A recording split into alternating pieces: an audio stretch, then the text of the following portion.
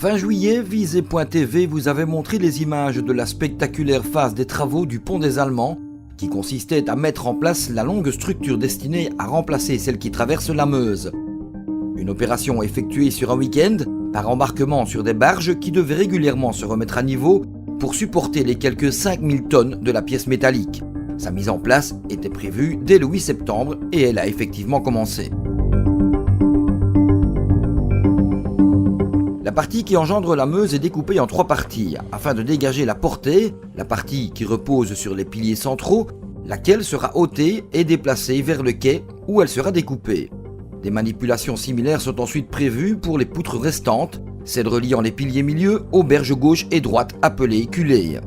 Malheureusement, après découpe de la partie centrale, il s'est avéré que les calculs avaient sous-estimé le poids de la pièce et il a fallu la redécouper afin de pouvoir l'alléger avant que les grues entrent en action. Parallèlement, la première structure terrestre a elle aussi été préparée afin de la dégager. Ici aussi, une petite surprise attendait les ouvriers, à savoir que la dite structure collait au béton. Des vérins ont été amenés afin de la déceler.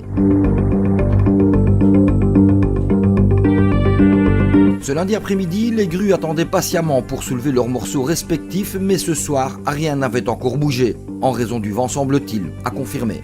Quoi qu'il en soit, les travaux se poursuivent 24 heures sur 24. L'ensemble des structures, du bord de la Meuse à la rue de l'Ix, devait être enlevé et remplacé pour jeudi, avant que la mise en place des différents dispositifs devant permettre à la circulation ferroviaire de reprendre soit mise en place. En raison de tous ces aléas, le chantier a forcément pris du retard. Reste maintenant à savoir si tout pourra être terminé dans le délai initialement imparti.